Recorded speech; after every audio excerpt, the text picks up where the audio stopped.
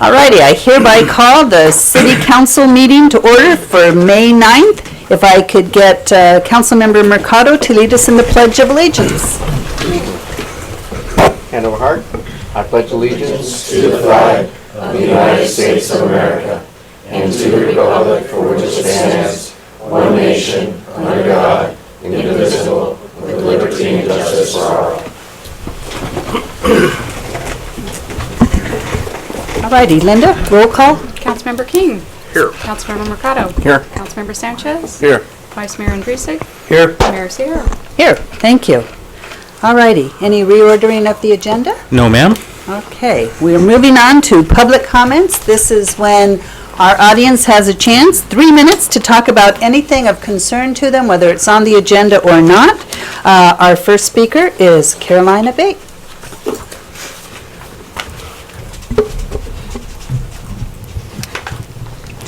Members of the Buellton City Council and of the public, thank you for allowing me to speak with you. The following information is from the White House, Council of Economic Advisors, and the Bureau of Labor and Statistics. Our rapidly growing economy continues to benefit a wide range of demographic groups. The unemployment rate for adult women reached 3.1% in April. The unemployment rate for Hispanics fell to 4.2%, the lowest rate since the series began in 1973. The unemployment rate for individuals with only a high school degree fell to 3.5%, matching the lowest rate since 2000. Taking inflation into account, there is also evidence that real wages are rising. Based on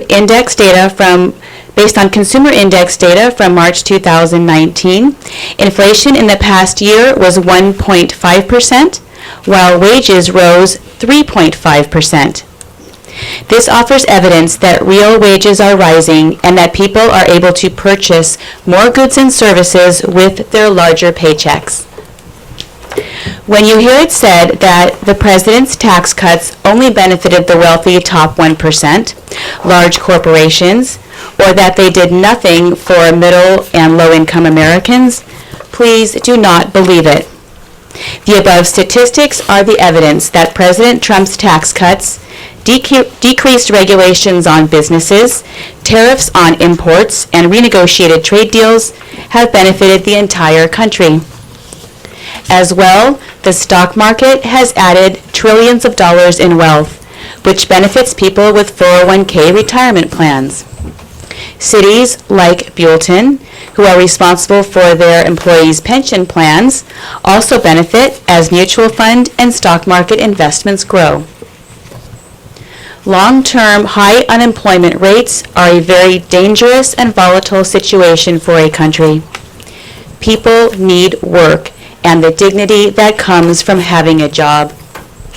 President Trump has created an overall national unemployment rate of 3.6%, the lowest in our country since 1969. Many factors are involved in creating the low unemployment rates, rising wages, and thriving economy, but the foundation upon which all of our prosperity is built is our capitalist, free market economic system. Please do not vote for any candidates who want socialism for our country. Please vote for President Trump in 2020. Thank you for being willing to listen, and may everyone have a very good evening. Thank you very much. Thank you.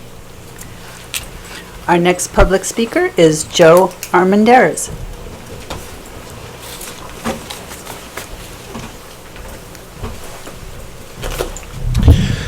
Good evening, everybody. I'm Joe Armendariz, representing Santa Barbara County Taxpayers Association. I just want to thank you, first of all, for this process. I think it's been quite remarkable as far as what really ought to happen in Santa Barbara County when you're talking about resource development and economic vitality. This is what we would hope and expect, I think, from all of our leaders throughout the county. So I really do want to congratulate you on your willingness and your enthusiasm to support this company. I don't think you can overstate, quite frankly, I don't think you can overstate the value of ExxonMobil's contribution to Santa Barbara County. Indeed, you can't overstate ExxonMobil's contribution to the country.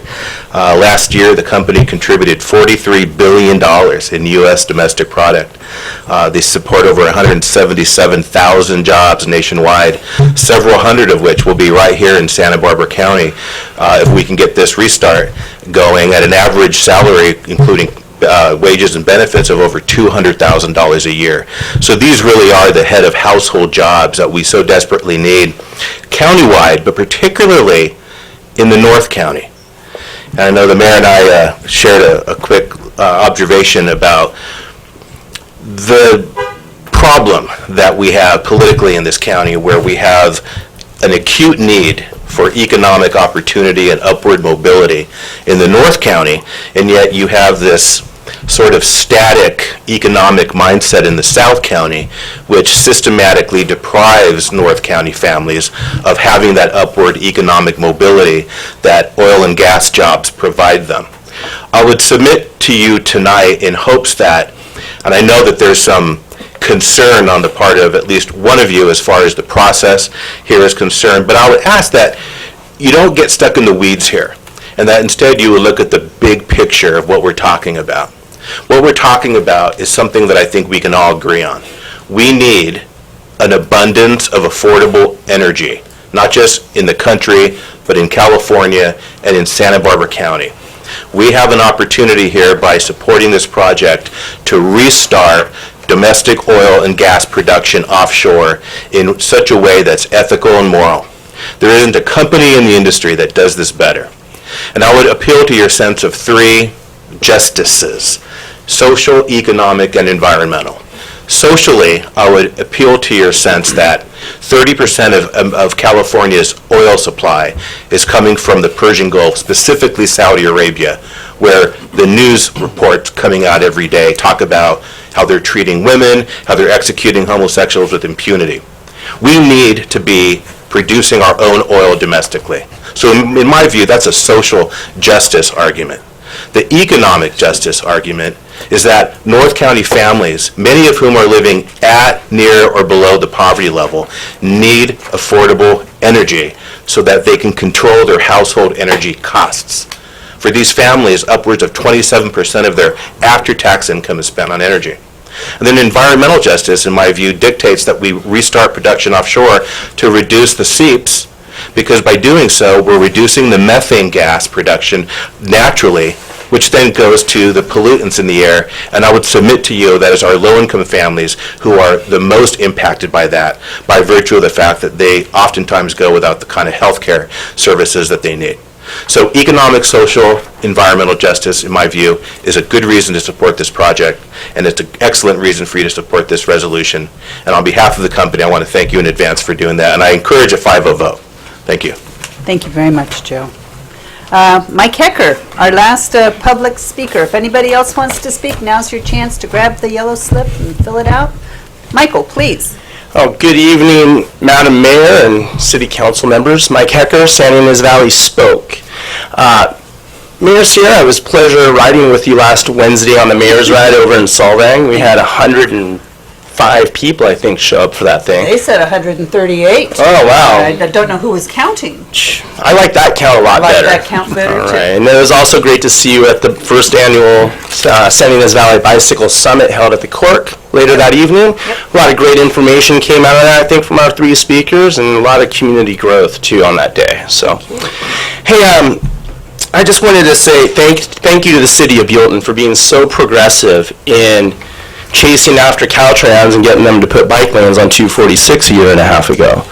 That, in addition to the green lanes that you already have on the Avenue of Flags, and I understand that sharrows are about to be painted on 2nd Street leading to the two Buellton elementary schools. That makes you the most progressive bicycle infrastructure city in Santa Ynez Valley. Now granted, you're only going up against Solvang, and they're way behind you. We'll take it. All right, good. Take it.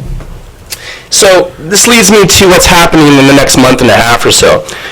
Over the last year, Santa Barbara CAG, SB CAG, and the cities of Buellton, the cities of City of Solvang, and the Chumash Nation all ponied up a little money to do a Santa Ynez Valley Bicycle Master Plan.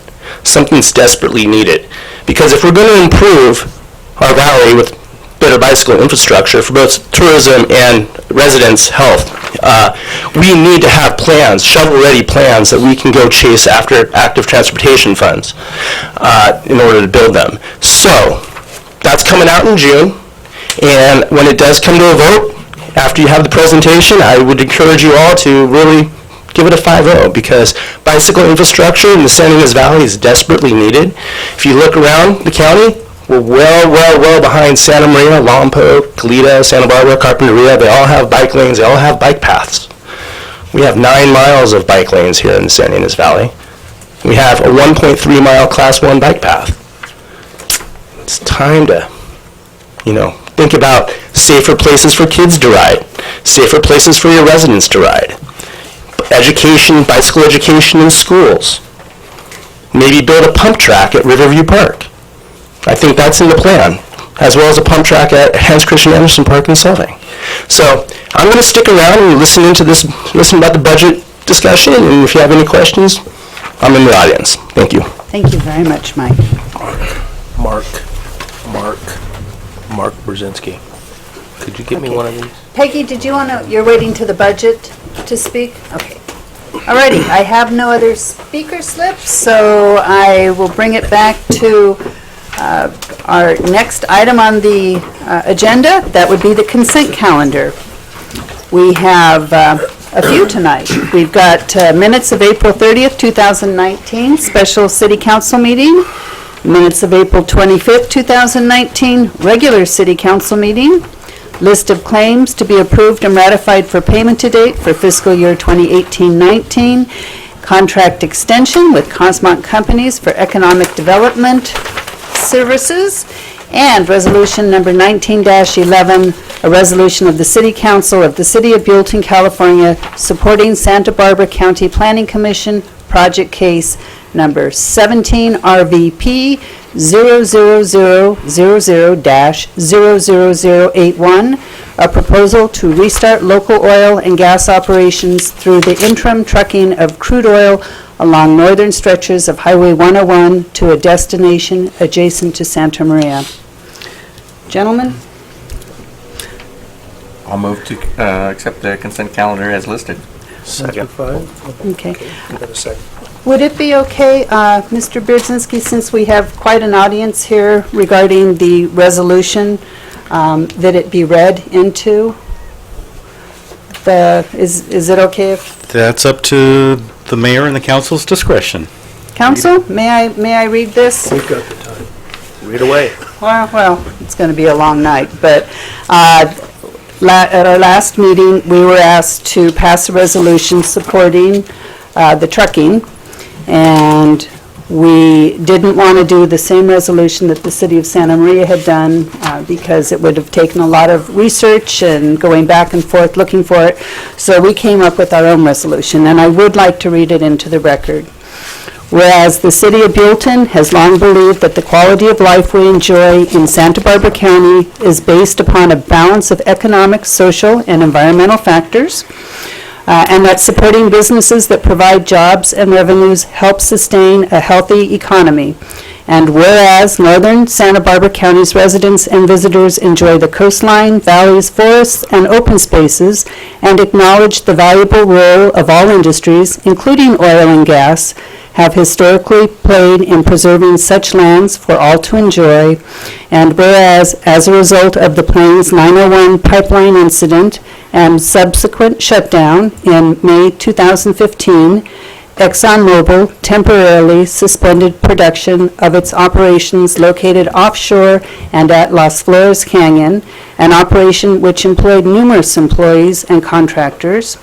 And whereas, while a pipeline is the preferred long-term option to transport crude, ExxonMobil is seeking a temporary trucking permit to resume operations in accordance with Santa Barbara County regulations. And whereas interim trucking will result in no more than 70 truckloads of crude per day, representing a minor increase in total county daily highway traffic on Highway 101 from Las Flores Canyon to Santa Maria. And whereas ExxonMobil's operation does provide a major source of funding for various school districts and other public services benefiting from oil and gas revenues. Now therefore be it resolved that the City Council of the City of Buellton support Santa Barbara County Planning Commission Project Case Number 17 RVP 000-00081, a proposal to restart local oil and gas operations through the interim trucking of crude oil along northern stretches of Highway 101 to a destination adjacent to Santa Maria. And thank you all very much for coming to the last meeting and presenting your case. I think we've had a motion and a second. Linda? All right, Councilmember Mercado. Aye. Councilmember King. Aye. Councilmember Sanchez. Aye. Vice Mayor Andrusik. Aye. And Mayor Sarah. Aye. Thank you. All righty. Any presentations tonight? No, ma'am. Any public hearings tonight? No, ma'am. Council member comments/items. Councilmember King, any comments/items? Nope, I have been to no meetings lately. Council Mercado? Oh, these are just your comments. Well, there's that. Councilmember Sanchez? No, None for you. Vice Mayor? Yes, ma'am. I have a request for a future agenda item that we give support to a model resolution supporting balanced energy solutions and maintaining local control of energy solutions. And I have the wording for it, where we're talking about directives coming out of Sacramento for us to operate only certain types of energy versus what this community and what this city would like to have. So I've brought it, it's a future agenda item, but I'm looking at agenda item 5 that we had. I'm sorry. That's for everybody else. It's relating to all types of energy for different conveyances that we have. Instead of being told we have to utilize someone's specific energy movement, energy mover, we would like to understand it and be able to control what we operate with in this city. And I think it's pretty well spelled out in that. I just ask that we put it on a future agenda item for consideration. We could do that. We've had Santa Barbara come up and talk about alternate energy. Our green team is researching this right now, so I don't know if you want to Okay. wait until the green I'd be team. happy to. Just perhaps put that in our documentation for comments received. And so why don't we have the green team take a look at the wording in the resolution, make some comments, and then, based on that, we can bring it back at some time. I mean, with green team Absolutely. certainly would not tell the council what to do, but No. I know we've been working on this. Okay. So there might be some input Very to good. tweak it. I'm all for Is it, that okay? certainly. Terrific. Then we Yes? had Oh. on, He had a comment about it Oh, real quick. No, not that. I got something else, and I want to backtrack. Sorry. And go ahead, finish up what you were saying. this, I believe it was this month, but I left my little clip from this morning's news press. It's either this month or this week is National Small Business Month. It's this week. Well, Let me take that back. I know they're doing a series of articles this week in the Yes. news press, so I don't know if it's the month or the Calling week. attention to it. But as a former small business owner and a supporter of all of the small businesses that we have housed here in Buellton and making their living, I would like to clarify that, or suggest that we encourage our support publicly for the small business, and we do that through our Visitors Bureau already, but I wanted to, didn't want it to go unmentioned, so. Perfect. Thank you. Councilmember King. Yes, Madam Mayor. I was wondering, Mark, and this would be a Rose issue as well, if we could maybe expedite looking at the crosswalk at DeMassa, because I'm still getting people giving me, comments about that. And I know that we have the whole Avenue of Flags specific plan and all that, but if we can maybe expedite that over and above what we're, because it's going to take us years to get. Well, actually, the median two, we can address it through the median two plans that we brought forward to you and we're bringing for you at the next meeting. All right. Okay? Okay, That there's should, my answer to those people then. Terrific. No, and that's the first meeting we hope to Come get, to the next council meeting. Tell them to come. I'll probably be here. I would hope you would. Tell okay. tell the We're- people that we're talking to you. we're hoping construction can start relatively quick on that meeting, and once we show you the plans, we can start doing the bid packages. Okay, perfect. There's my Okay. answer. And I just wanted to let you guys know that last Wednesday, plans were dropped off at M&S Engineering from Caltrans regarding work to be done on Highway 246 between Lalata and Twin Oak. They're putting in a raised median I'll be darned. after all these years of working on it. Go figure. Yeah. Then they'll outlaw. With a left turn lane, and they will be starting, I was told, within the month. We also have a meeting on the 22nd with Santa Barbara CAG and Caltrans and our engineers and city staff to sit down and discuss the rest of 246. But yeah, the plans that they had were developed last October. I'll be darned. Who knew? I wonder where they One got that more? idea. Certainly. I think it was, didn't want to go without mentioning that Monday, Tuesday the 7th, I attended for the city's benefit, the Economic Summit, North County Economic Summit for Santa Barbara County. Very good two-way conversation, and so I picked up the data copy for the city council library, Wonderful. and I got one. So, Thank you very much. yeah, the library's right. Okay, no other comments/items. Moving on to written communications. No, ma'am? Okay, committee reports. Have we had any committee reports? No. No? Okay. On Wednesday, was it Wednesday? Last Wednesday, the SB North County CAG met in Solvang. Mike Becker gave us an overall of the master bike study for the valley. He was going to meet with the Solvang City Council, and I was hoping that we could make arrangements for him to perhaps come and give his 10-minute speech on the overall study, what the results were on that. So if we can get him to come, that would be great. All righty. Moving on to business items. We've got two tonight. Agenda item number 6 is the budget study session for fiscal years 2019-20 and 2020-21. Chanel, Ms. Zamora. Madam Mayor, City Council, before you tonight is the preliminary operating and capital budget for fiscal years 2019-20 and 2020-21. This document is just a draft, so anything on this budget is subject to change during tonight's discussion.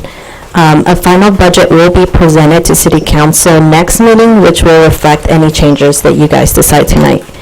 The proposed budget reflects 2 one-year budgets beginning with the period July 1st, 2019 through June 30th, 2020. The focus is on the first budget year, and a 2% increase is projected for the second year unless there's a more accurate amount. Any amendments to fiscal year 2020-21 will be brought to City Council for a mid-year adjustment next year, around the same time. And then to begin with the budget, the budget brought to you tonight starts with the organizational chart, which I did find there was a typo, so that's been changed. And then it goes to the organizational chart. And then we'll move to the strategic plan, and this shows the mission statement, the vision plan, and the citywide goals and objectives that City Council previously adopted. So if you have any questions on these, feel free to ask, or else I'll just keep moving forward. Keep moving.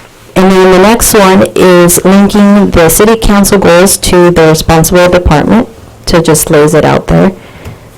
And then next, we're at the budget summaries. So the first section of the budget summaries are fund balances. So this summarizes all the revenue and expenditures and the overall impact to each fund. So I'll kind of skip through this real quick. And then the second portion of the fund balance, I included a fund balance analysis, which is more detailed, that shows you exactly what revenue categories and expenditures are in each fund and their overall impact. And before I move forward, since the general fund is our main operating budget, I'm just going to summarize it. The projected operating revenue for fiscal year 2019-20 is $8,304,821. Chanel, Yes. on that page that you're looking at, I was curious, you have our proposed sales tax less than the estimate from, Yes, and the reason for that is our HTL consultant said that this current fiscal year, we got an overpayment from the state, so it's going to be adjusted the first quarter of 1920. So that's why they're showing less. And then you see the following year, they projected a 1% because it's going to be back to the normal. thank you very much. You're welcome. Yeah, I noticed that too. And then for the expenditures, the operating expenditures, $6,932,388. So there's an operating surplus of $1,372,433. So this surplus can be applied to the current capital improvement projects, or council can decide to add more capital improvement projects or increase spending in other areas. And my plan is whatever you guys decide at the end is apply the remaining surplus to CIPs and then have a balanced budget of revenue equals expenditures. So then we'll go ahead and, and if you notice too, I have about a $2.1 million pool for reserve for CIPs, and which is the same amount for the projected CIPs, and that's just as a placeholder to show council that that surplus that exists there. And then later on tonight we'll talk about the CIPs in detail. So I'll kind of skip over all the rest of the detail for the fund balances, and then we can get straight to the revenue projections. So this first page is just a summary of the revenue for all funds, and I have a graph that shows the revenue in the past 2 years and the proposed, and you can see that is going up steadily. And then the schedule of revenues. So this is more detailed. General fund taxes, that's been increasing over the years. The biggest increase has been in the TOT, thanks to the New Hampton Inn Hotel and increased occupancy. Fees and permits has been pretty status quo. You can see that's roughly about 10,000 each year. Revenue from agencies, the projections also follow trend. Charges for current services is budgeted at trend. Fees and penalties, use of money on property. I was a little bit more conservative on the interest on that. We're getting a lot more than the projected interest this fiscal year, but you never know what the market's going to be. So conservative was lower than current on that one. And then the revenue for wastewater fund for charges for services, since the rate increases, you can see that the sales have been going up, but not as much as previously projected. And then again, there's reserves, because we're going to pull from reserve for CIPs on that. And then the wastewater capital, that's our capital fund that was created to track all capital projects. So the revenue from there is from interest, connection fees, and the connection fees are only to be used for those capital improvements that enhance capacity. And then we're also pulling from reserves, and the sewer fund is going to transfer money into the capital fund. And then next, water fund revenues. Charges for services has also been increasing. The water fund is the one that experienced the most impact from the rate increases. It finally has an operating surplus. It's really small, but at least we're finally back in the black for operating. And then use of money on property, again, that was a conservative estimate, and other revenue has been pretty consistent. And again, water capital, it's the same as the sewer capital. The water fund transfers over money for capital and revenue from connection fees. The remaining are special revenue funds. Usually this money comes from other government agency and interest. So housing fund, was projected based on trend. Traffic mitigation fund, interest was based on trend, and if you notice, I budgeted 0 for traffic mitigation fee just as a conservative figure, because that comes from developers. Gas tax fund, that comes from the highway users tax and the new SB1 money, so you see it increasing due to the new SB1 Road and Maintenance Act. And the local transportation fund, again, pretty status quo. We received money from the county on that one, and from interest. And transportation planning fund, again, based on trend. And Measure A fund, receive revenue for Measure A, has been pretty consistent the past few years. And then the last page, it kind of summarizes the categories, so you can see our biggest category, revenue category, is taxes, and it's been increasing. Still have revenue from other agencies, which is for Measure A and gas tax, and charges for current services have been pretty consistent. And then expenditure projections, so this is just a summary of all the departments. It shows you the percentages of what every department is increasing, and then we'll look at this in more detail as we analyze every single department. And I also broke it out, removing the capital projects to give you guys the operating expenditure for each fund. And then the next page shows you a chart for all the category for expenditures. And you can see the majority is operating and maintenance. Okay, so now we will start with the general fund departmental summary. So the first one that we're going to be looking at is city council. Every single department has 3 different sections. It has the summary, which now includes accomplishments, citywide goals, and objectives. And then it has the expenditure detail, which is going to be our focus of tonight. And the third section are narratives, and that's just an explanation of what goes into each budget line item. Okay, so city council, the budgeted amounts were pretty consistent. It was based on trend. There was really no big change, so that was pretty status quo. And so we'll move on now to city manager, to the detail, which is on page 74. So for this department, we try to keep it pretty consistent, but because we do have a new city manager for the new fiscal year, membership and publication was increased to allow the new city manager to become a member of various organizations, and the travel and training was also increased so the new city manager can go to more conferences and trainings as well. And now, city clerk and human resources detail, page 78.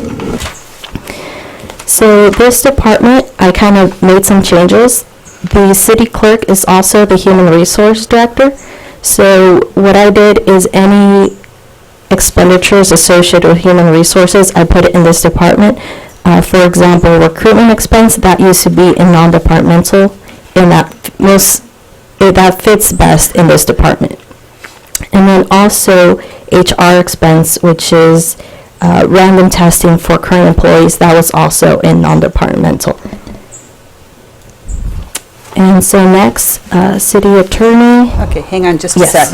I had a couple. First of all, the office supplies have been, the estimate for this year was $333, and then proposed for 1920 and 2021 goes up to, thank you, 1,020 and 1,040.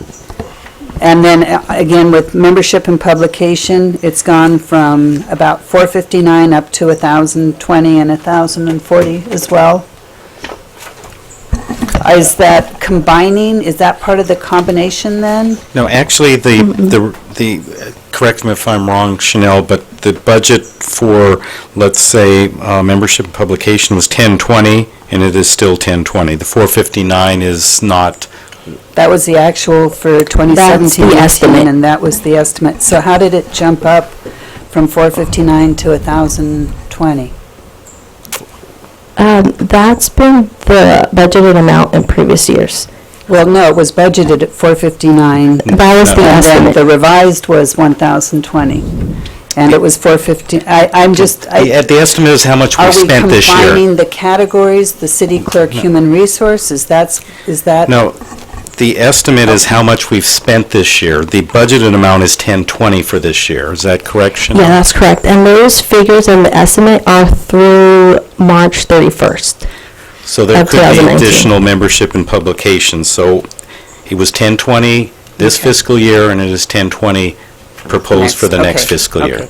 All righty. So that one estimate category is budget to date for current year, Right, I not, was just looking at the previous, and it was lower in previous years. They were looking at the 783 and 459 for membership and publications. Correct. But maybe publications have gone up. It could be, and there's probably more room to probably join more memberships. I tell you, it was hard finding things that just kind of jumped a little bit.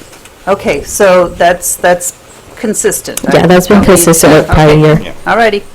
So now, city attorney. Okay, so the city attorney, if you look at the the 1819 revised, that was higher than the current. The current budget amount was based on the current contract amount and any estimates for special projects or any expenditures not covered by the retainer. Okay, non-departmental. So this fund, or this department, includes retiree medical benefits, community support. It now includes the senior center support. It also includes the CalPERS unfunded accrued liability. And for this budget, I separated out the accounts. It used to be in miscellaneous / CalPERS unfunded liability.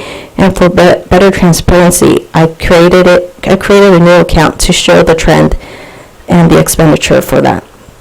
And it's also easier for anybody wanting to know how much our UIL has been. They can just look at this account. And then another thing to notice here is the transfer for other fund CIPs. That's going to be for capital improvement projects. So again, we're going to go more in detail with that on the capital improvement project. Okay. Just a quick note, under LAFCO, it shows it going up just a little bit, and my understanding is that it's going to be a little bit less, that it's actually dropping charges, so hopefully we'll have, and we don't know what that is yet. So No, we don't know hopefully that. we'll end up with a little bit of a surplus there, too. Okay. Page number on that. We, That was page number 86. 86. I'm just scrolling, so Okay. thank you. Madam Mayor, can I ask a question on 60014 emergency operations?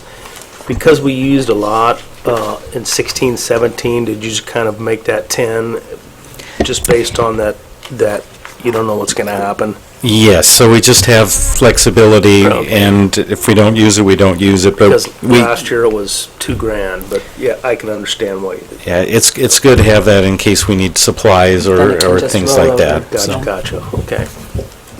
Okay, now moving forward to finance, so page 93. So, While you're saying emergency services, we recently, I mean, we've gotten generators and power, temporary power. Is that what we would be talking about with that? It was on a emergency grant, right? Operation? Isn't that on a No. grant, Mark? That would be under a capital program, not emergency. Emergency is more supplies or CERT training or things like that. Okay, and then Chanel, I've got a zinger to throw at you. yes. I have under your 77000, your transfer to other funds for CIPs. I actually want to increase that. Which one? We can increase that when we go over our When we get capital. into, okay, thank you. Anything you do in the other sections will Comes be back to this. Got it. reflected to the Okay, different ones. Good, yes. thank you. Watch out, guys. What number was that? That was Last 77000, and we'll get back to it. Okay. We'll get back to it. Okay, so next is finance. So, One thing to note here in employee services, all the four finance department members are all, were hired after 2013, so now they get the 6% DCP contribution, and they also get their 3.5%, and there's at least two in that department, they still have their pay raises, and that's also reflected in this budget. And then the operating and maintenance have been pretty consistent as well. And then we budgeted 1,000 for computer equipment both years because there might be the potential to replace one computer, but we don't know if it's going to be this year or the next fiscal year. So we have it there just in case. Again, the next one, public safety, so that's page 97. For contract services for police, the good news is the contract only went up 1%. Wonderful. So that's good, but we don't know what's going to be the following year. So a conservative estimate was a 10%. And then we'll come back at mid-year and adjust that down or up depending on what direction that goes. And then fire. Good job, city manager. No, thank you. The contract will be on the next meeting for the sheriff, and again, you'll do negotiations for the cost next year, but I think Chanel's put a reasonable placeholder in, and you'll get to go through that process next year. You won't have to. Okay, and then contract services for fire department, that was pretty standard, and utilities electric as well. So now the library, so page 100. Contract services for the library, so starting fiscal year 1920, we're going to transition over to the City of Goleta Library services. The budgeted amount includes a contingency in case there's any other costs associated with the conversion or transition to the City of Goleta Library. I believe the amount of the actual is, give me a second here, 181,684. So it gives us a cushion in case there's any unexpected expenses associated with that transition there.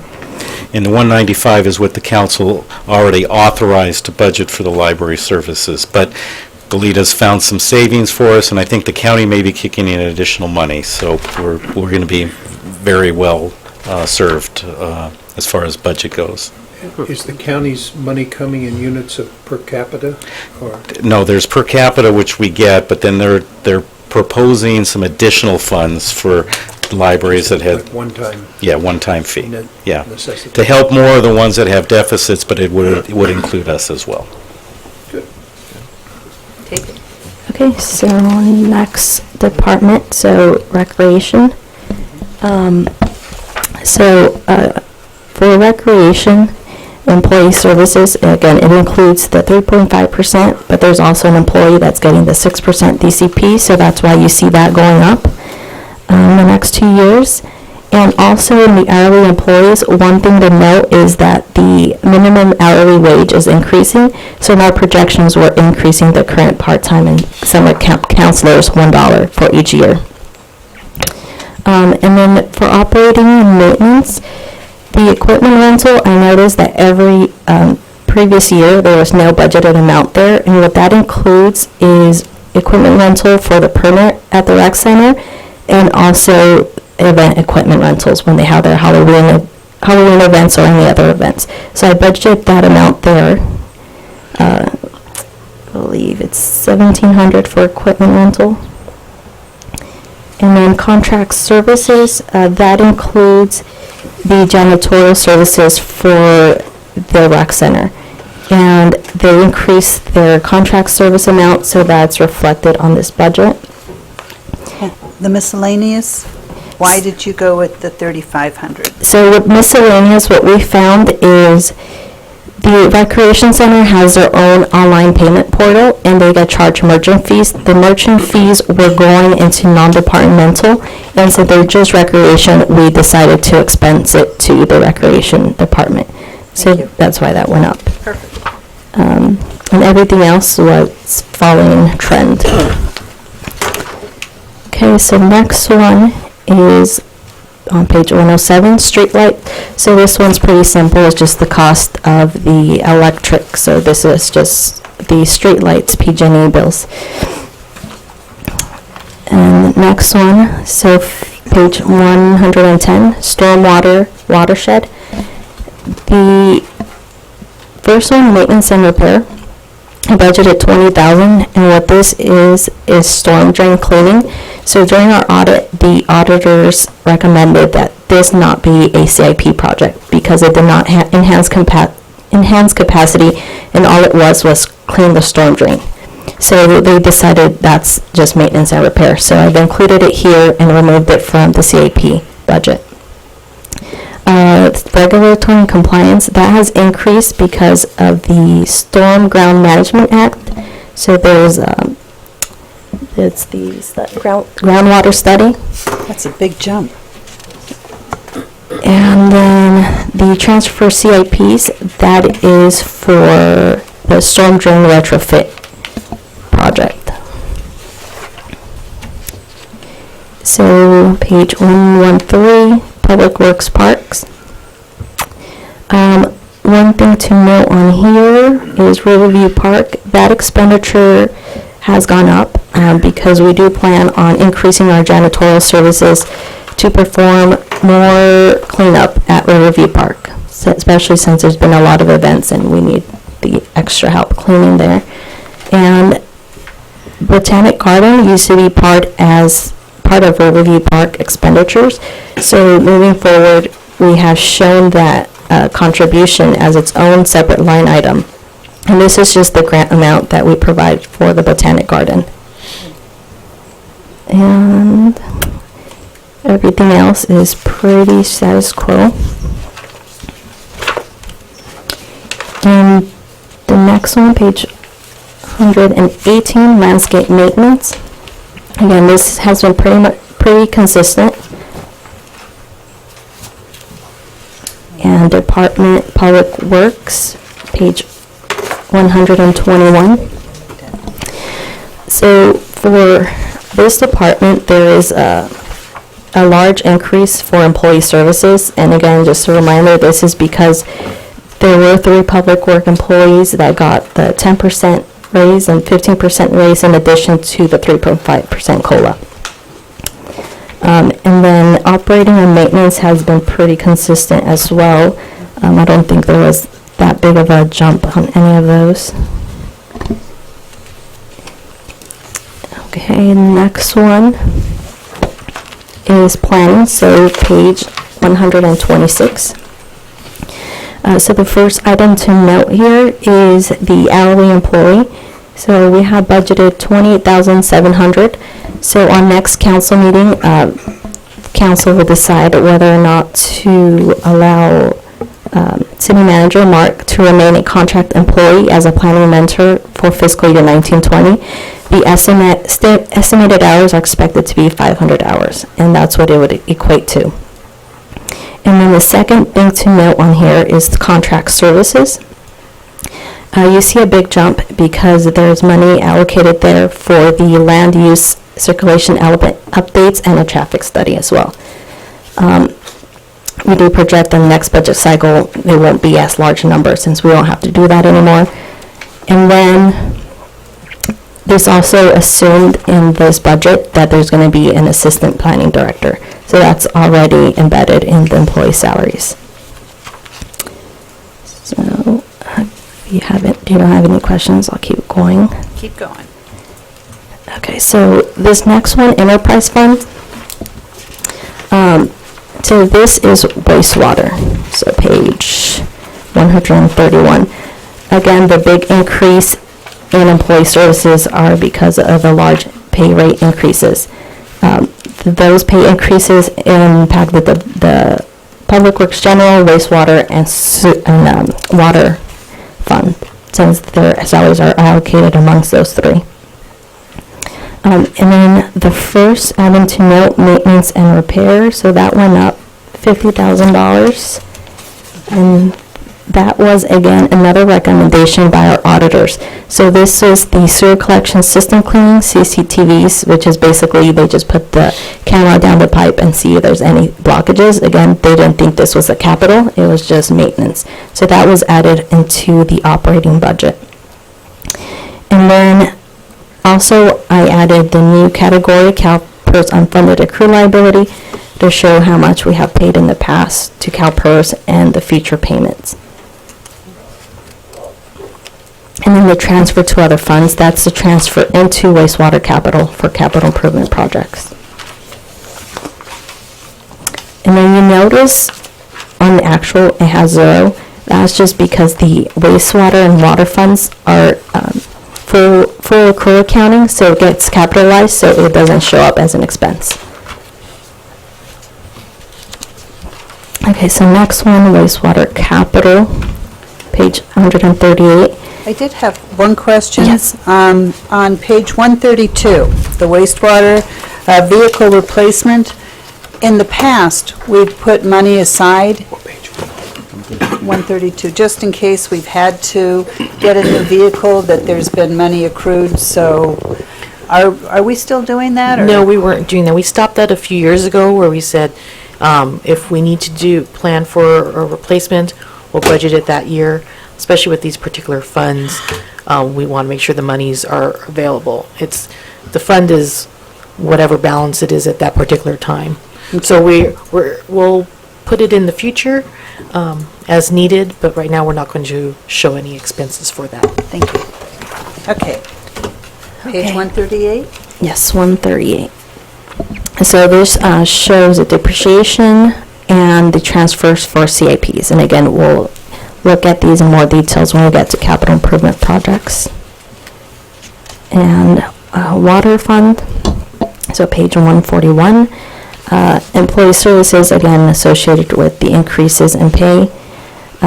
Travel and training, that increased significantly because the water employees requested more training, so that we think that's going to be beneficial to the city.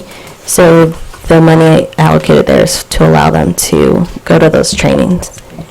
And then again, added the CalPERS unfunded accrued liability budget line item in there. And the transfer to other funds for capital as well. Madam Mayor, going back to the vehicle set-asides, do you have, just having nothing is understandable, but is that because the life expectancy, we're perhaps 25% utilized and we're 50% time-wise on a regular use basis, so I know when we've been hit a couple of years in the past, 2 or 3 vehicles we're having to buy in one fiscal year, which caused, we got hit with, we had to do it. So they're fairly expensive the way we have them outfitted for service.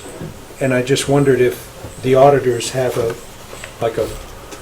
look view saying, okay, you got a 7-year-old vehicle here and you have no depreciation, you don't have anything, you're not setting aside money now for replacement. After 7 years, you probably could be looking at an unexpected obligation.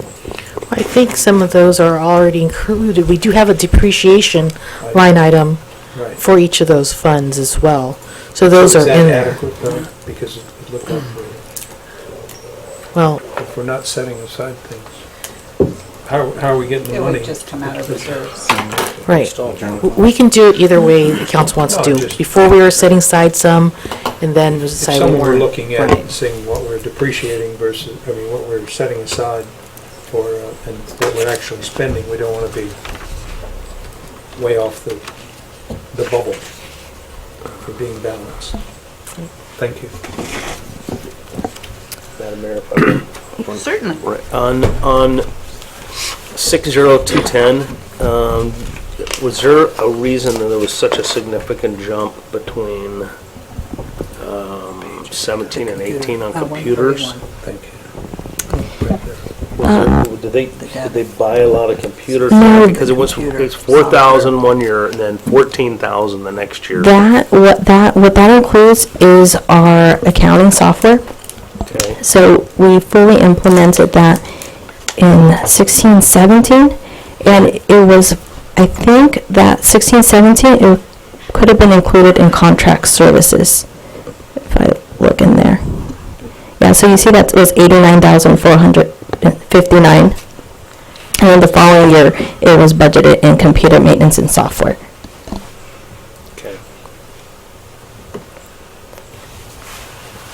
So the 15,000 and the 15,300 per year, Yeah, even though we already have the software? that's maintenance. Wow. Because there's annual licensing Yeah, fees license. for all of our That was the thing software. that was crazy. Not- Yeah, not Couple just years the ago, it was the way- That's a finance kick in the one, pants. but all of our SCADA and all of the other software. So it's more than just Tyler. Yeah, it's Yeah. more than This just is Tyler. SCADA, which is the water and wastewater monitoring system, so it's all of those And our public meter works reading. and Yeah, functions it's also things. our meter readings. I know. And then they Thank you. revamp it all, so you got to get another program. Thank you. Thank you for You're welcome. explaining it. Okay, so now we're in water capital. Page 148. Again, we're budgeting depreciation and the 600,000 for capital. Can I backtrack, because there's something Yeah. I was looking at here, sorry. Of course. On travel and training for water, that's 60710. Their actuals were less than $2,000, but you're budgeting for 12. Is there something coming up, or? Yes, as Chanel mentioned, several staff requested specific training in addition for, specifically for SCADA. And those trainings, we've received the cost estimates for what those would be to make sure we budget and accommodate it for this coming fiscal year. And that way staff can do more on the system than not having the consultant always have to do it. Gotcha. Okay. Good I just thought that was a questions. big, I thought that was a big jump. I highlighted that one Yeah. too. Good questions. Okay, 148. Okay, so 148, so again, the 600,000 for capital, which we'll review in the capital project section. And the next, special revenue funds. Most of these funds are going to be, again, capital. So the first one, housing, to page 152, we allocate $3,000 for the mobile home repair assistant. I'm really glad we're still doing that. Thank you. You're welcome. And then page 155, gas tax. So this includes any contract services from our engineer for traffic studies. It also includes the encroachment permit processing. That used to be named the development permit processing, but it's actually encroachment permit processing, so we just changed the name there. And then the transfer to other CIPs, that's for capital projects.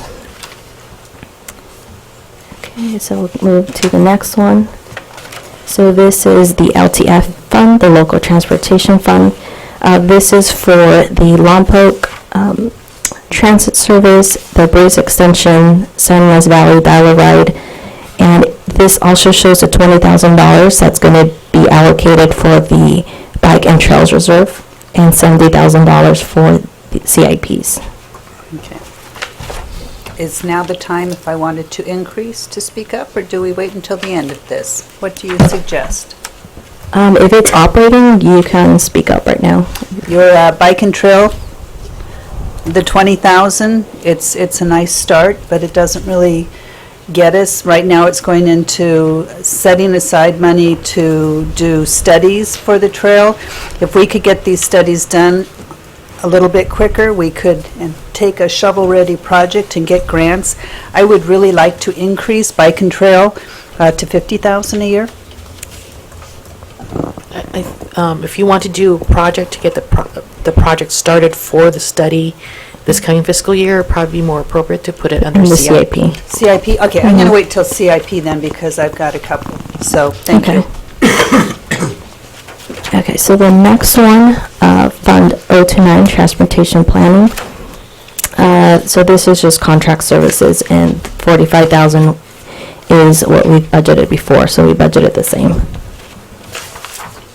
And then Measure A, this is mostly CIPs. The transfer to other funds is 64,500. That's transfers into LTF for the transportation services. Okay, so now we will look at attachment 2, the capital improvement project plan. So the first section is just a summary of what's found in the document. So we can skip over that. So page 169 is a summary of all CIP projects and their funding. You can see that the first year for fiscal year 1920, the budgeted amount is, so let me blow this up, $3,958,500, and the second year estimate is $3,560,000. And a thing to keep in mind for the second year, that's just estimated, but at mid-year we'll go ahead and adjust those out. So the next page. So the next page shows the 2019-20 funding estimates. And so page 171 is a 5-year projection for all the CIP projects. Print's getting smaller. The numbers must be going up. And Chanel, do we maybe want to go back to page 169? Would that be appropriate place for the mayor to start talking about additional projects? Yeah, she could start I can do here. that, or I can wait until the end, whichever. Yeah, this would probably be the appropriate time since the other section goes more in detail on the current budgeted CIPs. So we do have a little bit of extra money this year. I saw 3 items that kind of jumped out at me that needed some help. One of them I brought up a minute ago were our trails. We have money, we're putting $20,000 aside for a study for our trails. Studies go into the hundreds of thousands, and at $20,000 a year, it'll be years before we even have a study done. I would like to increase that to $50,000. There are grants out there for river bike equestrian trails. There are grants out there, but most of the grants are only available to shovel-ready projects, and I would like to get shovel-ready.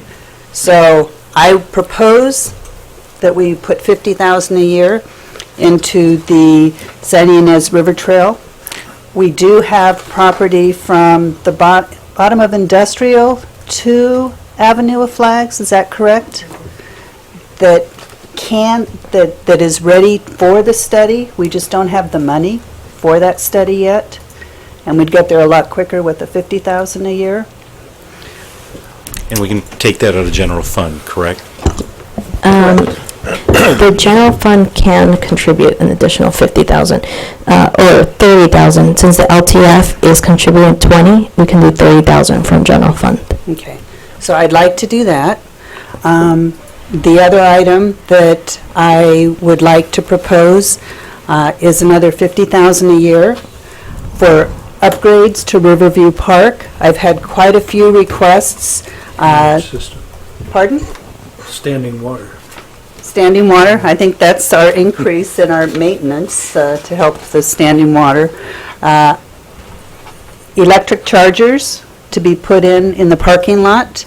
A splash park, bocce courts, and most important, something that's come up recently has been a pump track, which is the bumpy track that goes around in a circle or in an oval for children to learn bike safety. That came up at the Master Trail Plan. We've had open houses where people came in and gave their ideas of what they'd like to see. And I think if we set aside $50,000 a year for the next 2 years, we could achieve all of those. There would be a lot of community volunteers. It would not necessarily cost the $50,000, but it would certainly put us in the right direction. So, we keep talking about the tourism, the hotel opportunities, the TOT. These are projects that would not only benefit tourists, but would actually benefit our residents. So I'd like to do that. And while I'm pushing the subject, I'd like to, in our recreation budget, I want to put in $50,000 a year. We said that arts and culture were important to our community. That was the next step in the vision plan, and we have no money set aside. We may not need $50,000 a year, but I think that that's the right step. So that's after reviewing all of this, and I have to tell you, Chanel, I am so impressed with this budget and the way it's been presented to us. But I really think that we have funds that we can actually do things that are going to make Buellton even better than it is. Thank Can I you. comment about your request for bocce Well, stuff? certainly. Because we went to great lengths to go out of our way to make a lease available for the Correct. bocce group. Correct. And nothing has happened. Nothing happened. They came up with the gold standard. I'm part of the Bocce League. They came up with this gold standard and had these fundraisers that failed dismally, just failed miserably. And they no longer, first they said we can't do it, and now there's talk that maybe they would just like to put in plain old bocce courts without the lighting, since the park's closed at night. And I don't I'd even, like to revisit it before we fund any more. well, I just Or want even to, earmark money. I just want to fund the money for the park and see what happens. I don't even know that they are interested in a bocce to put that in, but I want the funds there to help with the pump track, to help with an electric charger, which the I'm city in would be favor of responsible, those a issues. splash park. Just the I bocce, think, kind of a sore I thing. think that it will put that as a generic number, but when a project comes forward, that will come to the full council to decide. Absolutely. It's not, we're not going to hear, well, it's already been budgeted, so that's why we did it. No. That's So not one right. thing if we can clarify, Janelle and I were discussing quickly that it would probably be best to have a separate line item for each of those projects. Because two of them in particular, we can go after grants as they become available. So it's much cleaner for us to be able to show them in their budget if we've got matching funds or whatever with a specific line item for them. For example, like the pump tracks or the electric vehicle chargers. So that would be more useful for us to Okay. have a separate line item. Okay, But- I'm not even sure, it's like you say, the bocce court, maybe that'll happen, maybe that won't happen. I just want to have some funds But I'd like available. to be, maybe we need to have some conversations, because there's plenty of groups that would love to get up and run with what they've asked us for in the past and not been able to get it. And we went out of our way to We did. give them what they asked for. We and did. nothing did. has been done. Mike Hecker, or Michael... Becker. No, not Becker, the one at Marriott. Hendrick. Hendrick. No, Hendrick. Hendrick, it's not a Hecker or a Becker, it's a Hendrick. It's a mic. But it He's was a not here, Mike. so you can And blame him. he came and smooth talked council, and then he left town, so, Is he gone? He's not He's- there anymore. no, he's not. Madam Mayor, since we're on this page, can I have a quick moment here? On the sewer line replacement here, and John's probably up to speed on this, is that gonna be enough to replace some of those lines, Rose, on 246? Because I know from previous conversations we've had, Right. those have been there a long time, and they're probably gonna need to be So- replaced. $150 a year The doesn't way- sound like a lot of money. The way we're looking at, we've done the CCTV and we have the reports and where we've got sags, where we've got cracks. We're digesting that to have a list of projects and prioritizing what needs to be replaced now. And we're kind of fitting it to what we've got budgeted.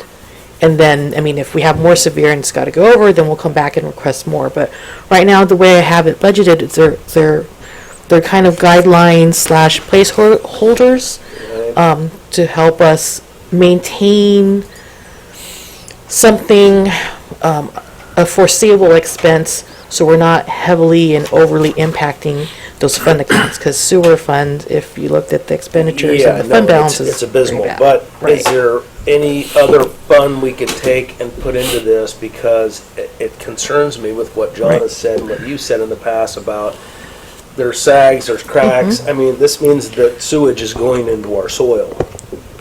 If you've got leaking sewer pipes, I'd rather have the funds in there to where you look at it instead of Band-Aiding this. Well, we don't have leaking sewer pipes, so want to clarify that? But you have cracking pipes. That's in sags. Right. You can't get in there with a camera and look to see Right. if it's going So into if we're the... doing a project and we're putting it together and we find we've got a whole section that the cost estimate's going to be much greater than 150, we'd be coming back to council requesting additional funds, and another fund that can supplement that would be general fund. All right. I would rather not piecemeal it, you know. I mean, Right. If it needs to be replaced, replace it. Right. Okay, yeah, well, I'm But on that estimate for the 150,000, like Dave was saying, to replace that whole thing, are you saying 2 years from now, in the second budget, we would need another 200,000 or? Well, more than each that? year, 150. each year I have, Each year. I have money's But still, budgeted. 300,000 is, Right. what I'm saying is that 300,000 that we're gonna budget for repairs and stuff, 2 more years out of that cycle, do you say, or do you think we would need another? Oh, yeah, well, this is going to be continuous, because we've got a whole city to repair and keep working on. But, yeah, and it's going to depend on the type of pipeline in that section, what section. There's various methods. The one Where they're project that we located did in a the few city. years ago with the cast iron pipe, I mean, we had no choice but to dig up, excavate and remove that pipe because of the material. The other pipes, you can slip line, or you can pipe burst, or there's other methods as well. What's in the And- valley, yes? And It varies. if the council so desired, you could allocate some general fund monies to that or not? No, it's not that simple, because you actually have to do a loan from the general fund into the wastewater fund, and there has to be some sort of agreement and interest for the wastewater fund to pay. Just want to make sure that was clarified, thanks. I had a question along the lines that Dave was talking about, with there's a sewer line that is running underneath the trees across from the hitching posts that's just a time bomb. I've always been concerned with time bomb. We have a water line there and a wastewater line there, and the water line's actually cracked before and been repaired. If something catastrophic happens under those trees, then you're talking about a super duper cost, like you said. And I don't know whether that would, I don't know if it would be taking trees out, and that would be in Caltrans, and that side of town, 2 streets in town would be highly affected because the sewer would have to be bypassed. And that's something that's, like you said, $150,000 isn't gonna Is that the eucalyptus trees? Yeah, eucalyptus trees. And that's something, And- if it and that would- happens, we're gonna be in big trouble. If it breaks the main line there under the eucalyptus trees. And that would be considered an emergency project, I believe, and we'd be able to take care of we'd spend the money to take care of it because it's an Oh, we would emergency. have to. This is for more taking care of the ones I we just know thought that are ready, but emergencies we will fund and take care of if they occur. Okay. There's no way we can take care of that before it becomes an emergency. Well, that's part of Rose's plan for improvements or Wonderful. fixing of those. Okay. Any other questions? Nope. Moving on. Okay. So, let me pull up the PDF. Okay, so page 171, it just shows the 5-year plan. That's projected, so you have your start date, end dates, and what type of improvement it is.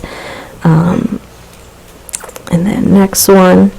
So I provided a listing of CIPs by category. So this is just a summary and what type of improvement that is.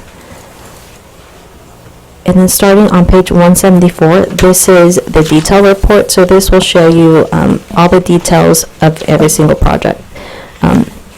So the first one that we can look at is project 102, which is storm drain outfall repair and reestablishment.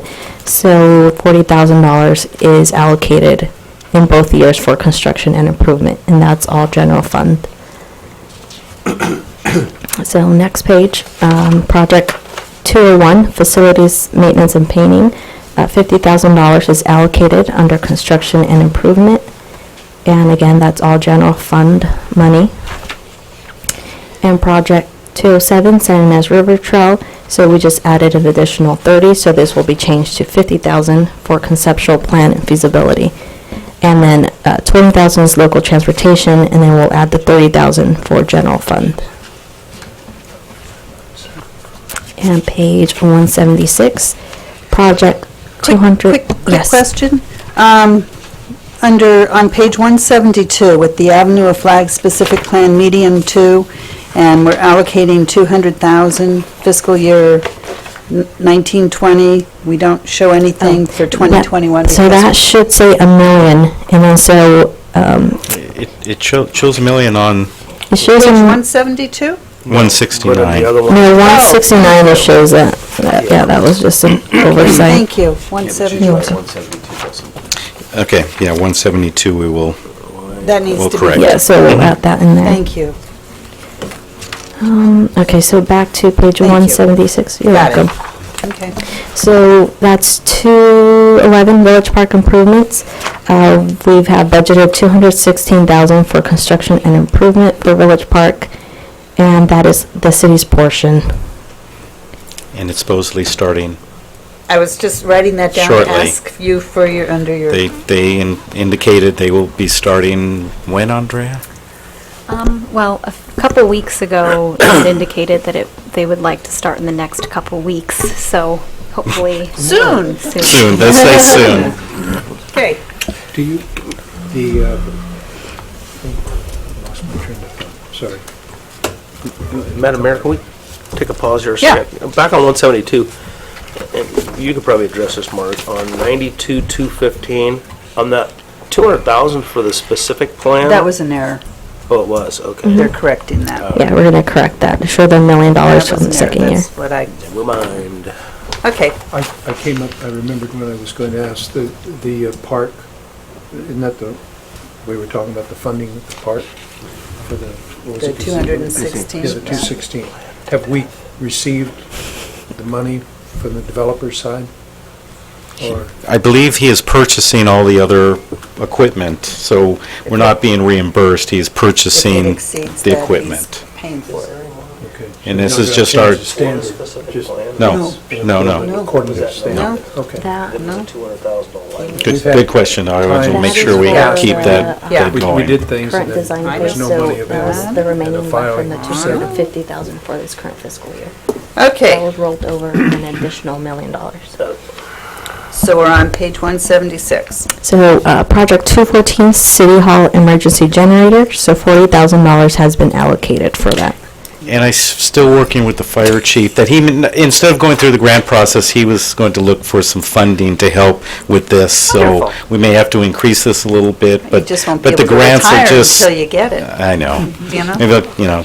Maybe, be the grant specialist on that with him. Okay. Okay, next page, project 215, Avenue Specific Plan. So here it has a breakdown of the 200,000 allocation for fiscal year 1920. 75,000 is allocated for conceptual plan and feasibility, design and permitting, 125,000. And then you see the $1 million in the next fiscal year, 100,000 for project management and 900,000 for construction and improvements. And that is not to exceed. I mean, if we come in lower than that, that would be okay too. Yes. Okay. And the revised plans for the median will be at the council meeting, the next council meeting to bless, and then we can move forward on actual design and bid. Perfect. I have a question, but. Sure. I don't, I'm not trying to jump around, but in the streetlight budget, we talked about putting solar lights on the flags. Right now, we don't have any flags. And I was wondering, is that money somewhere to be taken from to pay, for solar lighting for the flags? Would that go under CIP? If we were going to add additional lighting for, say, industrial or central or the flags? I was just thinking, right now On the we avenue? need Can you to take put, that out of general, Mark? we talked No, about for, putting lights well, on. the solar lighting for Avenue flags, we would take that out of our maintenance and repair account there, because we're Okay, repairing. so do we need to replacing increase that? I don't have a cost estimate yet. Okay. So it could be within the scope of what I Got have it. available. And then we so could always amend it. We could always amend So it it if is a needed. We will- budget for that, then. We'll list it under that category as a line item as part of that. So we know- Well, he's we just have it Do you identified. have a ballpark figure what that total No. cost would be for the No, avenue? she doesn't. Yeah, it's kind of an For open. the solar lights, I don't know. Yeah. Okay. would just be for flag. The nice thing about our budget, it's a 2-year budget, but the way it was described to me is that it's not set in stone. It's always something that can be amended. We can take funds away, we can add funds. It's nothing that, once we decide the budget, that's it. It doesn't work like that. So we can always make sure we get that. Okay. Okay, moving on to Project 217, Riverview Park Basketball Court resurfacing. We have allocated $80,000 for construction and improvement from the general fund, and what that is just to resurface the basketball court, which has cracks on the surface. 80,000, wow. As long as we're doing that, we're going to put in the what is it? Yes. Pickleball lines? Pickleball lines. Pickleball lines, okay. How about $1 million for the wide McMurray? Okay, on page 178. By the way, you guys have improved a whole lot by using microphones. Thank you. Thank you. Thank you. Okay, so project Microphone. 218, Riverview Park, Oak Park Facilities Painting, page 178. Oh, 178, 218, got it. So $25,000 has been allocated under construction and improvement under the general fund. And then project 306, phase 3, Highway 246, Sycamore Putzing, $90,000 for project management and inspections, $580,000 for construction and improvements. Now, this is all determined, it all depends on Caltrans and where we're going with Caltrans. Right, we do have our permit issued from Caltrans. What we're waiting on now is notification from CTC that our allocation will be ready for us, and once, for 1920, and once they release that to us, we'll be able to advertise to bid the project. Okay. Thank you. I think that's a ridiculous amount of money. Okay. Did you see the total on that? Yeah, 670,000. No, we have $831,000 To put in a crosswalk. for a crosswalk. Oh, 670. No, it was down Oh, there. that's the total budget, so that includes prior years, yeah. There's two Uh, mics sticking around. So next one, 307, McMurray Road Whitening. $50,000 has been allocated for design and permitting, $150,000 for right-of-way of acquisition, and the following year, $100,000 project management and inspection, and $500,000 for construction improvement. And that's funded by both the general fund and gas tax fund. We've gotten okay from the gas station? No, not yet. That's where the 150 in right-of-way acquisition is still going to go through that process. Okay. So we will 100% be coming back for a budget adjustment as we go through that process to know the additional costs that will be incurred. Got it. Wishful thinking on my part. Within 6 months or less than 6 months? When do they? Not sure. Okay, go on. I'm Okay, sorry. Project 308, North Avenue Flags Park and Ride, $50,000 has been allocated for design and permitting, and that's from the local transportation fund.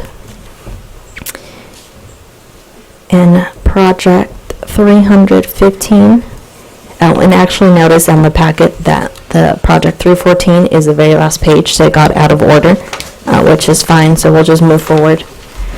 Project 315, Avenue of Flags pedestrian drainage improvement. $140,000 has been allocated for construction and improvement, and that's funded by the general fund. And Project 317, Road Maintenance Project 1819, this is rollover from the current fiscal year. $70,000 for project management and inspection, $400,000 for construction and improvement. And that's allocated by the general fund, gas tax fund, and Measure A. Project 318, road maintenance project for fiscal year 1920, $75,000 for design and permitting, $75,000 for project management and inspections, $325,000 for construction improvement, for a total of $475,000.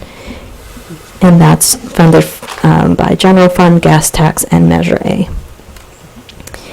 Project 319, road maintenance project 2021, $75,000 for design and permitting, $75,000 for project management and inspections, and $325,000 for construction improvements for a $475,000 total. Again, that's funded by the general fund, gas tax fund, and Measure A. And then next, these are from the enterprise funds. 603 is the water fund. So water treatment plant facilities improvement, $150,000 has been allocated for construction and improvement for repairs and replacement of water treatment plant facilities, including source pumps, production, and storage and treatment. And this work is also ongoing. So the next following year, the same amount was budgeted. Project 607, water meter upgrades, $100,000 was allocated both years. And this is to replace water meters throughout the city. The meters have not been changed since the original installation. So quick question on that. We're allocating $100,000 a year. After these 2 years, we'll have $400,000.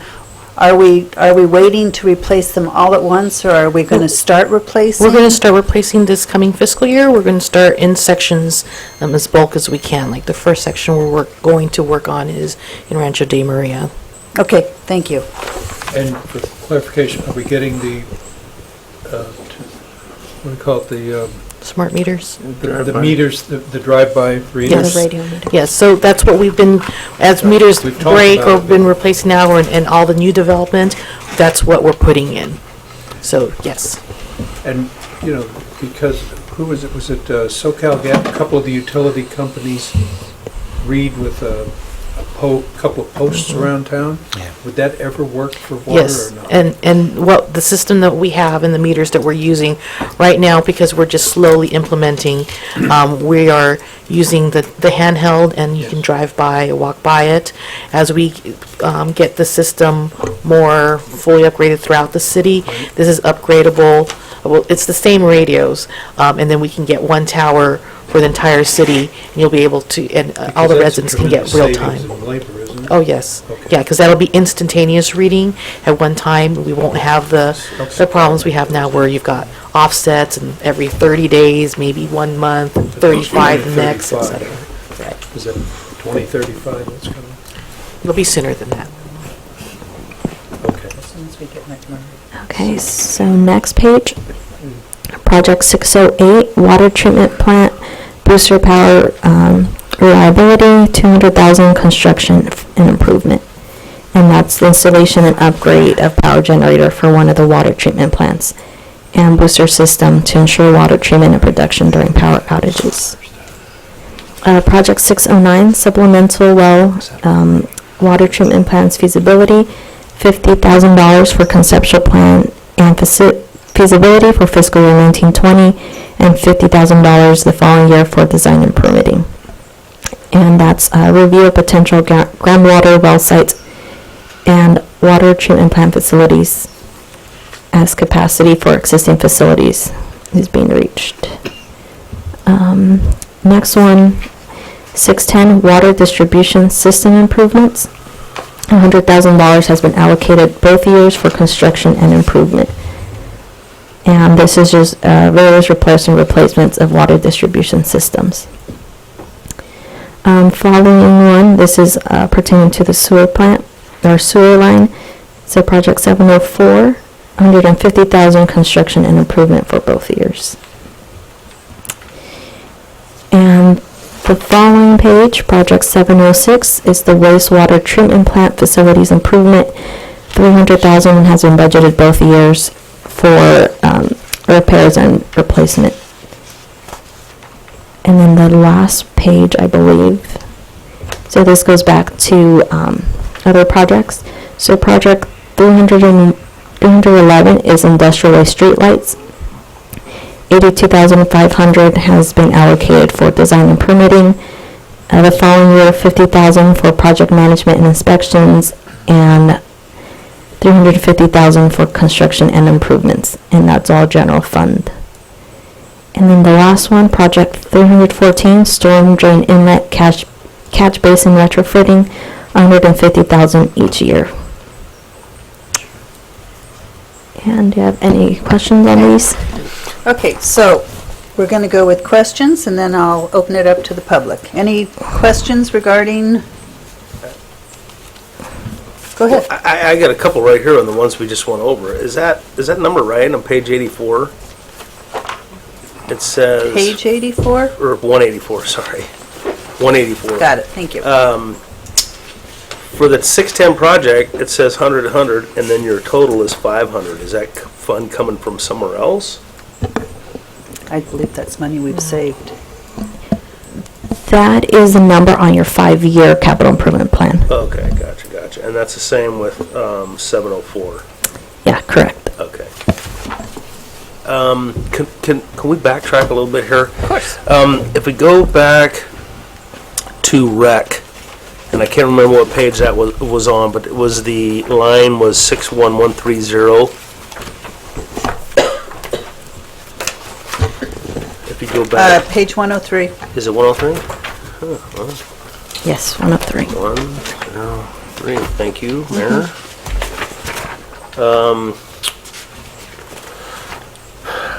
I thought it was kind of unusual. It says office supplies were almost $3,000 2 years in a row. Do you know what their office supplies are on that fund 61130? Out of the top of my head, I don't know what they are. But yeah, they look like they've been consistently 3,000. But that sounds like a lot of money for office supplies. Well, they do summer camp and all of those other Could be printing. printing costs. They have all those flyers that go out, They do a so lot of they do have a big office supply budget because Okay. they have all of those promotional things they have to do. And the other one was on their phone and internet is almost $3,000 a year. Are they, how many, I just thought it was kind of unusual for just one department to spend $3,000 on phone and internet. Well, Chanel will work with Recreation to get that input to you. But again, they have the remote system, I believe, for payments and such. And so it's a little different than the City Hall type of internet and telephone. That's why I was looking at our numbers for City Hall. I'm like, for internet, $3,000. I mean, it sounded like a lot of money. So, I mean, if it is if they're charging some kind of a service for those payments, I can understand that. I mean, if there's something coming back, but I thought that was kind of an unusual number when the city doesn't even spend that much money on that. Yeah, but they have different functions, and we'll check on that and get that information to you in the council. All right. Any questions, Councilmember Mercado? Did a great job on it. Yeah. Oh, thank you. Very- John? Yeah, I thought Can so. being the first one, you can figure out everything real quickly. So you did a Yeah, great job. that was my goal, to make it be very user-friendly and easy to follow. And I'm glad it was that way. And I'll also give you a public attaboy or girl. Sorry. Thank you. Councilmember Sanchez, any questions from you? I had a question on, almost there. I've got to learn to do the page thing when with it. The stormwater is, CIP? it's on the general fund on page 109. Ah, okay.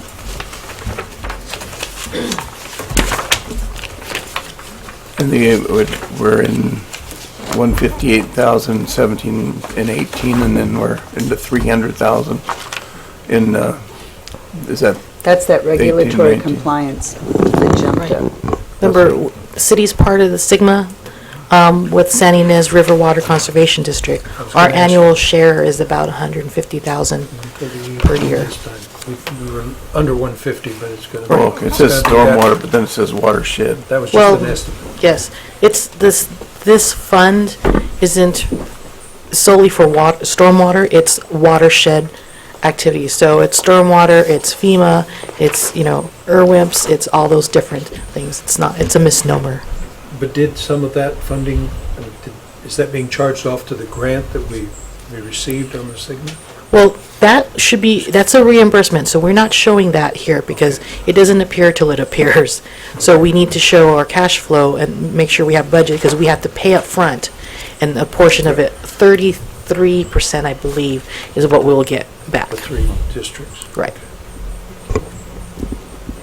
So, I was looking at the cost of stormwater and engineering that we have. That's a totally different part of it. That's included here, that's under contract services. Okay. And what page is that on? That's the same place. Okay. And back to your question with recreation, that is actually their monthly cell phone and internet charges. So that's what it totals to, about $3,000 per year. How many cell phones do they have? I believe just one, and the average is $30 a month just for cell phone, but the internet is about, on average, $180 a month. That's, we do math in my head, that's somewhere near $2,400. So right now, year-to-date is 21,444, so we still have 2 months. So it should be close to 2,600. So I think 3,000 was just conservative in case rates go up. Anything else, John? No, that was just what jumped out at me. Okay, Vice Mayor? I really Questions? appreciate how comprehensive it is. And you can point, anyone in staff can send us to the page. Thank you for leaving the pages in. You're welcome. And having it readable, except for the tiny print where the big books are going. But I really applaud you for your presentation. It's, I think, the best I've ever seen. Thank you. Absolutely, yes. Okay, did you have questions, or shall I open it up to the I'll public? open it up. Madam Mayor, I have one more question for Mark. And this is on page 178. This crosswalk project for Highway 246, I mean, clarify this for me. We don't even have permission from the owner to do this. On which, It's that project, it's Sycamore Road pedestrian crossing. And that, and I'm sure it'll go to Rose as well. It's almost $1 million. And do we have any input from Caltrans on this? I mean, should we? that is the Caltrans project where they've approved it. Well, I understand that, but are we going to spend $1 million on a crosswalk project? I mean, I'll tell you what, let me go to Rose's office instead of hashing it out here, and I'll just come see you about this. Well, this was Mayor, you have a little more input on the Sycamore pedestrian crossing. That, I think the history, I mean, the council approved us to... Before I got back on council. We have been going back and forth with Caltrans, Right. and I believe Caltrans, the bulb outs they approved, and putting the lighting on the sides of the street they've approved, and they've approved to have the lighting, the lights brighter or something like that.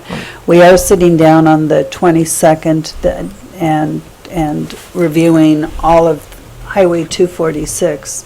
But Rose has worked really, really hard with Caltrans. Every time they said no, she'd come back with, well, what about this and what about that? And they finally have made some concessions, but But the council authorized us to move forward on this. The community is something they want to see, and that's why it's moved forward, and we actually now have the permits from Right, and from also, Caltrans. and what's not reflected on here, because this is similar to some of our other projects, we do have ATP grant monies that we were awarded. We went after that grant to help fund this project.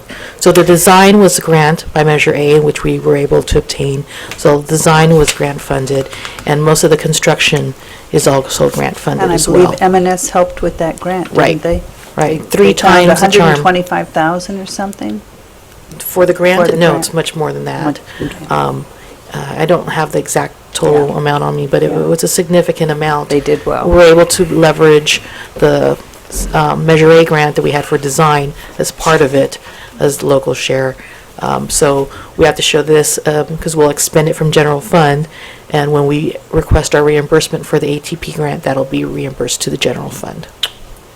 Okay. Yeah, it's a good deal.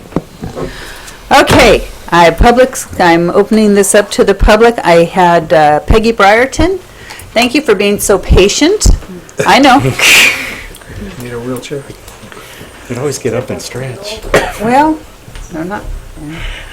Good evening, Mayor Sierra and council members. Really a very clear, well-spoken report, too.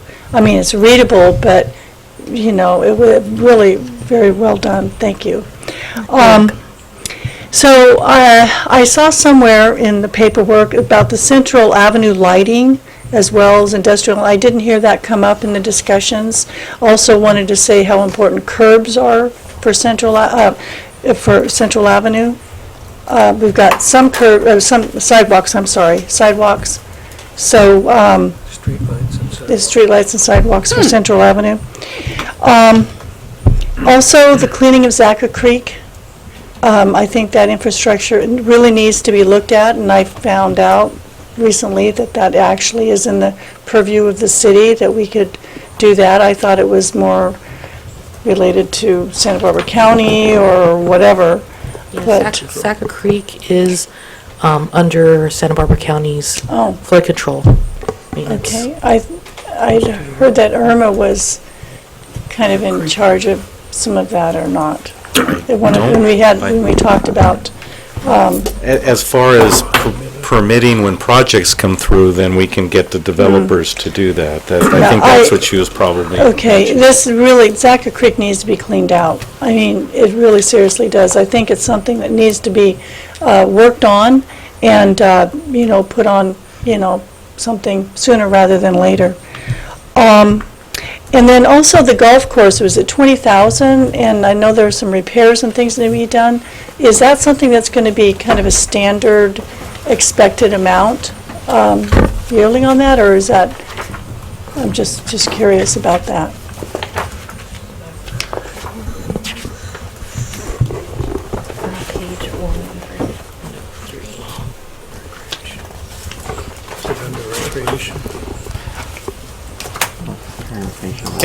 I think that has to deal with regular maintenance, because we have to maintain the building, so there are things that we have to do. And there was some storm damage and other things. That's to address those kinds of maintenance, but generally maintenance of the golf course is under the purview of the leasing. But this is for these other, like this past storm, we had quite a bit. Okay, so it's not expected to always be $20,000 a year necessarily. We hope not. We hope not. Okay, good answer there, okay. Also, I do support also the increase in the river trail. A perfect example about the crosswalk and what's happened with, leveraging funds to get grants. We need to be ready, and I think that's in the right direction. Also support the arts and culture. It's an economic driver as well, so I support revving that up. Thank you very much. Thank you. And Mike, did you want to? Sure. I just sent you guys an email. Well, we don't check our phones during the meeting, You so. all have laptops, don't you have? Hey, pump tracks. So I'll just read you what I sent you. How about that? And Peggy, thank you for the bicycle infrastructure plug. And hikers and all that too. All right. Thank you again for leading the charge and building a bicycle culture in the valley. Your commitment to advancing bicycle infrastructure within the city limits of Buellton is genuine and inspiring. Proposed city budget annual contributions of $50K for both the SY River Trail concept and to making improvements to Riverview Park are incredible and a true sign of progressive thinking. I've sent you some pictures of pump tracks. Good. These facilities are great community-oriented options for children to learn the skill required to be proficient and safe bicycle riders, and adult riders love them too. Building a Riverview Park pump track will be used by countless mountain bike riders in the valley that desire such a place to work on skills. It will not go unused, I promise you. There's even a picture of my son in there, 2.5 years old. That was 9 years ago. On his Strider bike at the pump track that we used to have out at the dirt club. Such tracks are made of dirt and can be built in many ways. 40 to 60K would build a first-class track that would be attractive to mountain bikers throughout the region. Again, an economic driver. There are many grants available that could be applied for that would supplement the city's contribution. You don't have to pay for it all. Not just government grants, but grants from bicycle companies like Specialized and Trek Bicycle, Giant, REI, the International Mountain Bike Association. All these businesses and nonprofits make grants like this annually. The Sandins Valley Spoke would love to work with city staff, Rose, in applying for such grants in an effort to fast track this and not wait 2 or 3 years to pony up $100K in your annual fund for such things. All right, let me know if you have any questions. Thank you very much. Thank you. Thank Hey, you. Mike, are there any grants to educate adult bike riders, Dave. that traffic signals apply to them as well? That's, you know what, I'm not even going to touch it. All right, thank you, though. We'll give you 3 feet. Thank you very much. All righty, no other people in the audience? Police chief, you want to speak? Another motorcycle? Budget? No? Okay.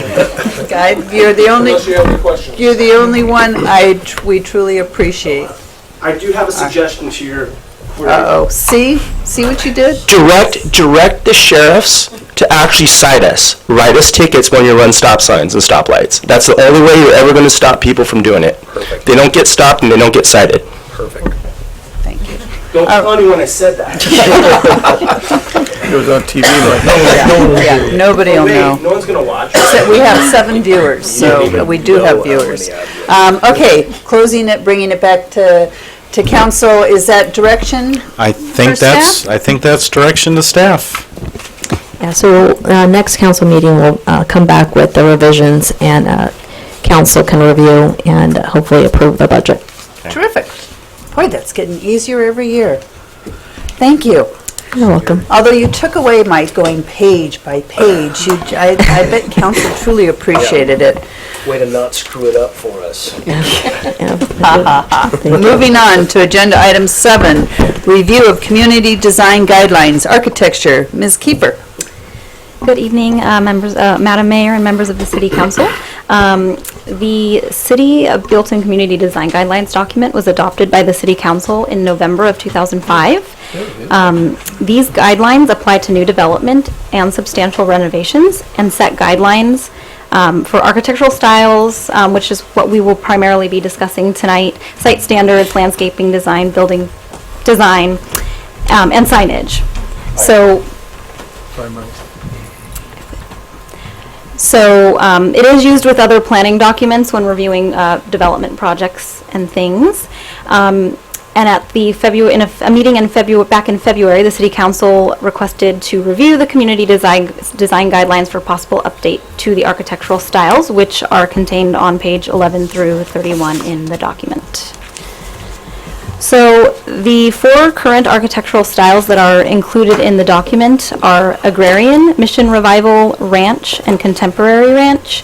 And the contemporary ranch design style, there is a focus area which is primarily located along McMurray Road, northern McMurray Road, where Firestone and Farm Supply and things like that are. And this design style is only permitted in the commercial and industrial zones only. So within the document, within each of these separate architectural styles, there's related to the design, the architectural styles, there's 4 categories that are covered in the document, and that's building form, roof forms and materials, building and accent materials, and windows and doors. And so, I'll move to the next. Doesn't want to go. Doesn't. Are you too far away? Already fell.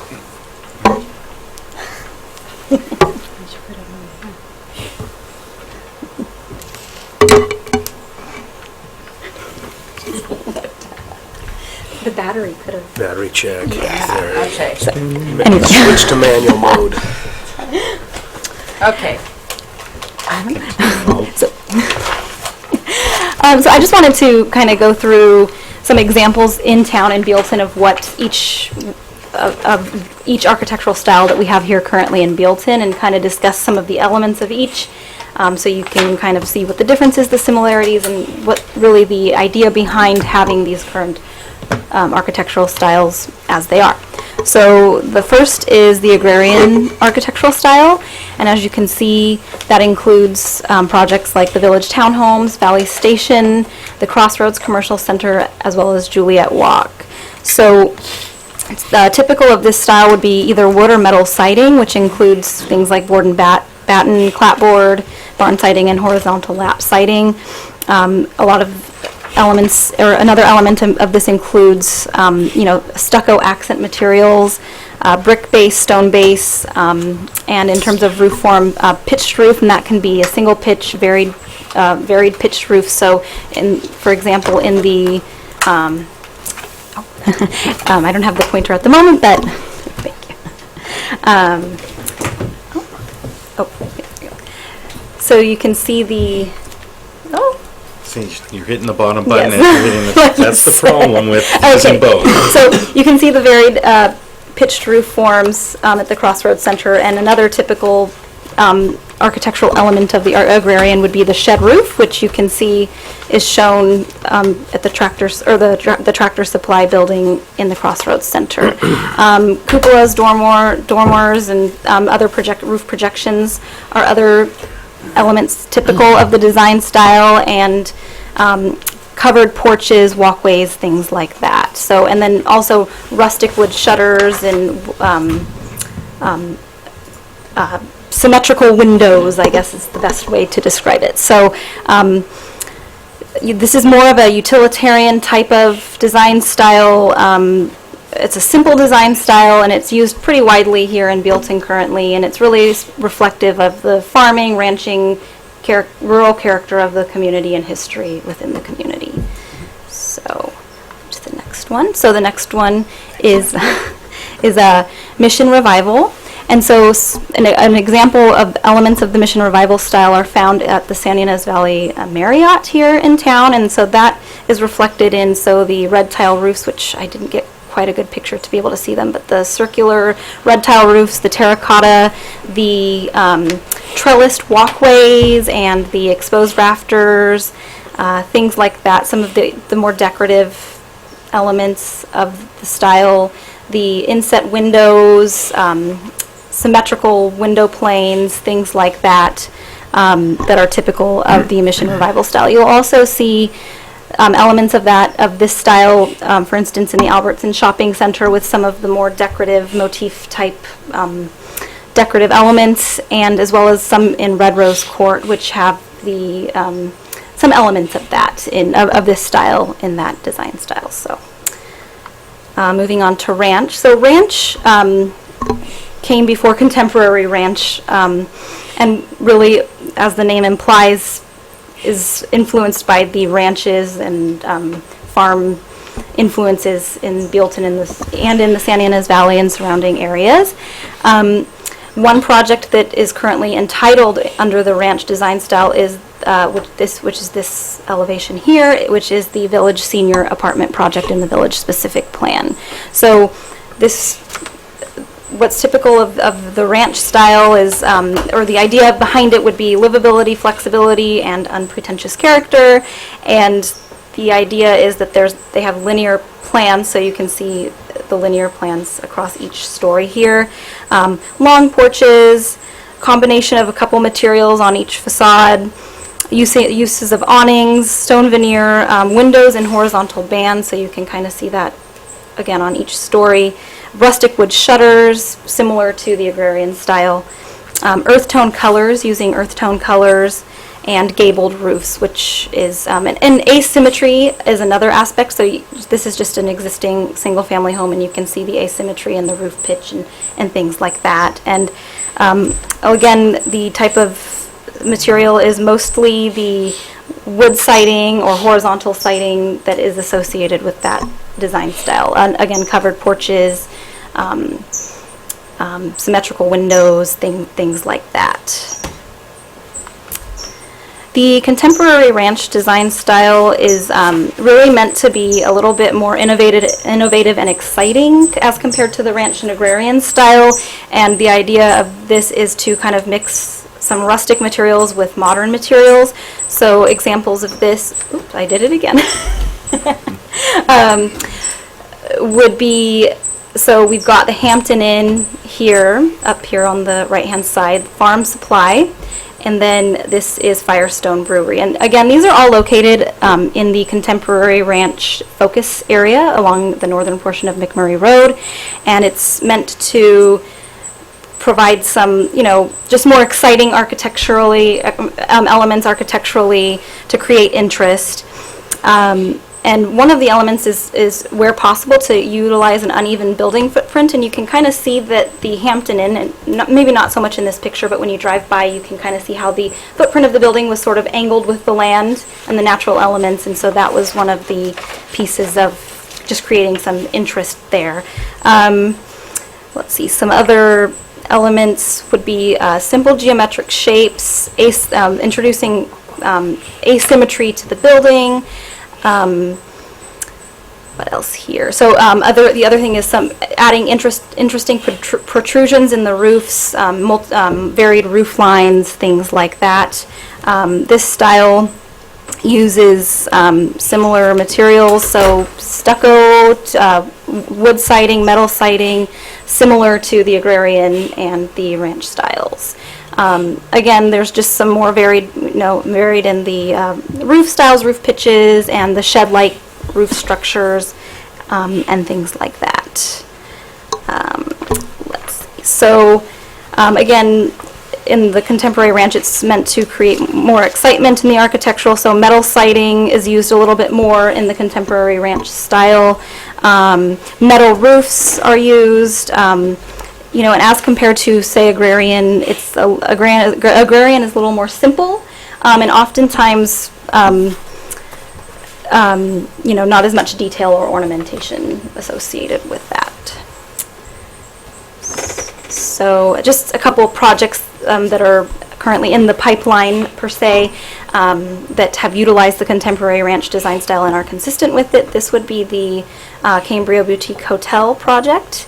And this is the Live Oak Lanes Bowling Alley. So you can see the metal siding, the metal roof, some trellises, things like that that are consistent. And tower elements is another element of the Contemporary Ranch style. So you can see that here in the hotel. They've included a tower element there. So with that, this meeting was really meant to just kind of give the council an overview of the existing architectural styles that are currently in the document, and to suggest some possible ways to, modify the document if the council chooses to. So, for instance, there are other architectural styles out there that could be considered. You could exist current architectural styles or modify them. For both of these, it's staff's position that the existing architectural styles that are in the document are pretty appropriate for Bealton, given the context of the Mission Revival style, for instance, in the California mission history throughout California, as well as, of course, the agrarian ranch and contemporary ranch, which have the farming and ranching influences associated with them. The one thing I will point out is that with the adoption of the Avenue of Life specific plan, the Art Deco and Art Modern design standards will need to be included in the community design guidelines, and of course they are not currently, as this was adopted back in 2005. So what we're looking at potentially is creating either a supplement to the existing community design guidelines or an appendix of some kind, but just noting that whatever changes, modifications that the council would like to make to the document, if they wish to, beyond the Art Deco, Art Modern, addition to the document, well, that would be included. So we would have to consult with the city's contract architect, and currently there's no budgeted money for a project such as this. Typically, the contract architect works on private development projects, and the applicant or developer is billed for their time. So if we were to want to engage with the contract architect to make any changes to the document, there would be a cost associated with that, and I would have to go back to our contract architect and really narrow the scope depending on what the council, what direction council gives me tonight, to see, to narrow the scope, and then of course bring back the scope to you once I've had a chance to work with the contract architect on, cost, timing, things like that. So just things to consider. So the recommendation is that City Council provide further direction to, I don't know what happened there, to staff on possible updates to the city's community design guidelines. Terrific. Okay, first of all, any questions for Andrea? Yes. Dave? Go ahead, Art. No, He said no. I had no. Oh. 'Cause I looked a lot at them when we were in the planning commission, so. Yeah. Which one of these styles includes batten board? All of them? So particularly listed in the community design guidelines, agrarian is the only one that specifically lists that type of material. However, the other styles do allow for wood siding, and they don't really specify what type of wood siding, or in some cases, yes, they do, but the agrarian style is the only one that specifically lists board and batten that I could see when I reviewed it. Okay.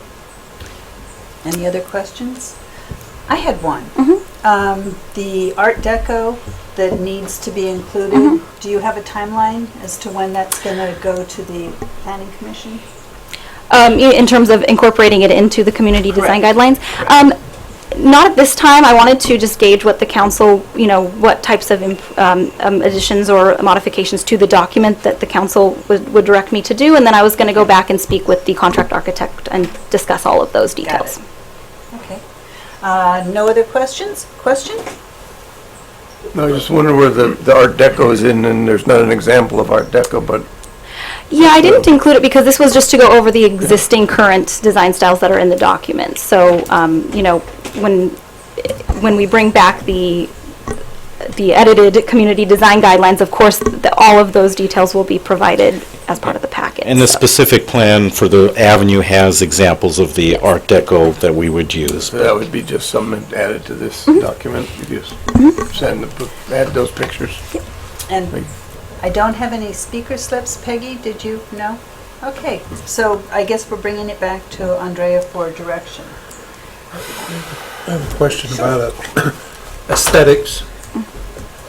We have certain areas where we have no sidewalks, and I wonder if if the city has the ability to have a finance agreement or an obligations commitment to have sidewalks throughout the city, especially where they're open space. We stop and start. Industrial Way, we have we have lots. I think the ones that are not developed, that's different. But in the housings on Central, primarily, a lot of houses that don't have, and I don't want to make, well, Thumbelina is considered, I think we could consider that a rural area where we not necessarily need it, because there are very few sidewalks in Thumbelina There is none. versus. I live there, there is none. Okay, I thought You walk we on had the a street. couple but, No. Would residents so like as a sidewalks? residence, would they like to have it as a property enhancement? Because it's a blighted appearance for certain areas in town. Central's the one I'm basically thinking about, because we I don't have think, I beautiful, we wouldn't have the consider pictures. calling it blighted, but I mean, when you do walk, it's tough, but I think now that we've gotten the resurfacing that was done last year, it helped, but at one time, our next door neighbor was the only one, Mark Mendenhall put it in himself, and then his new owner took it out.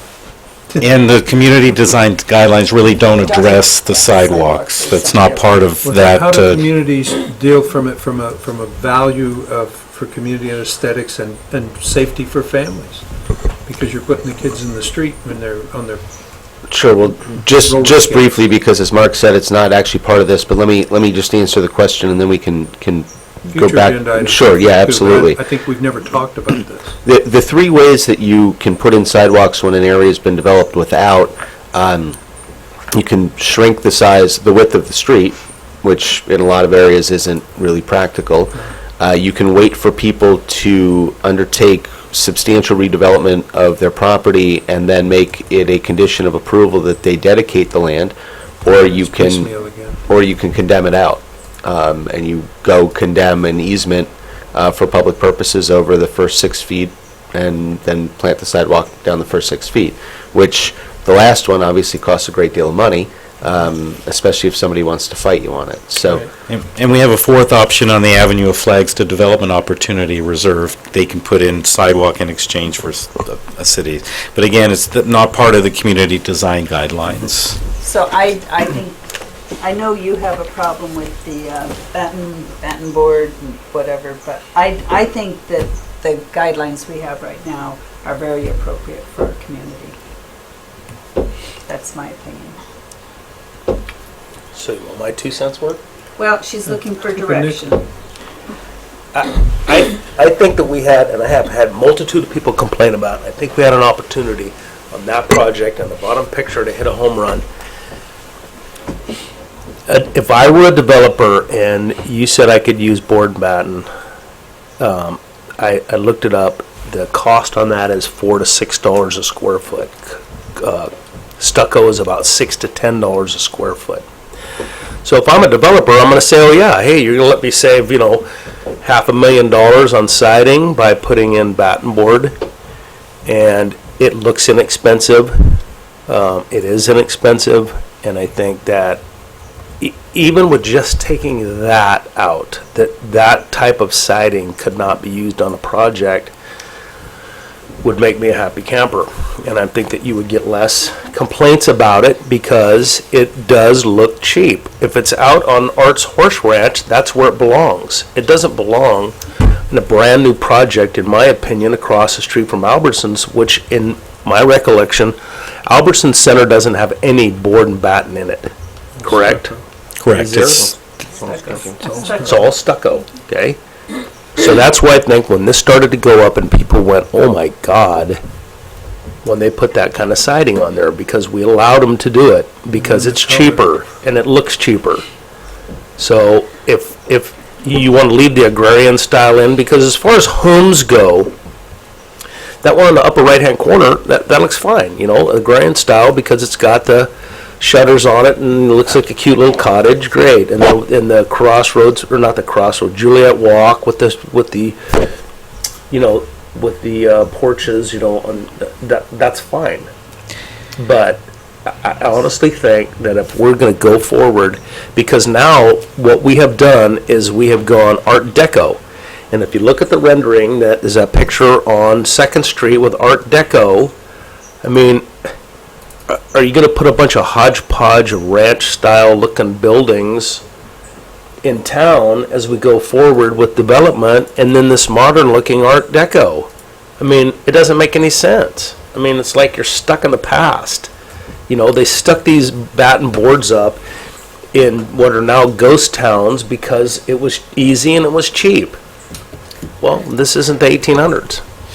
So your direction would be to just eliminate. Just take out batten board. Would you still like high-quality wood siding that's not board and batten? I think Andrea was going to bring that up. Well, so what I was going to suggest or ask if, for just presenting options for the council to potentially, have the contract architect take a deeper look. Maybe, we could have them take a look at other wood-sided materials that maybe are higher quality, and our contract architect would be the appropriate person to really take a look at what is appropriate in terms of cost and things like that, because to your point about the agrarian or the board and batten,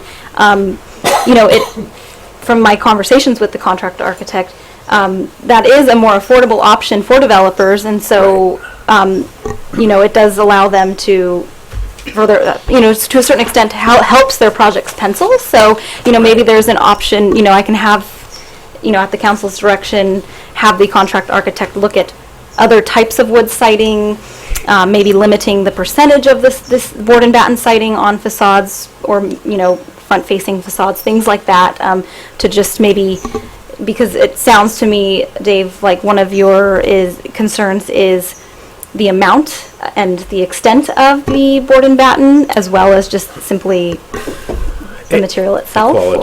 Quality. It looks cheap.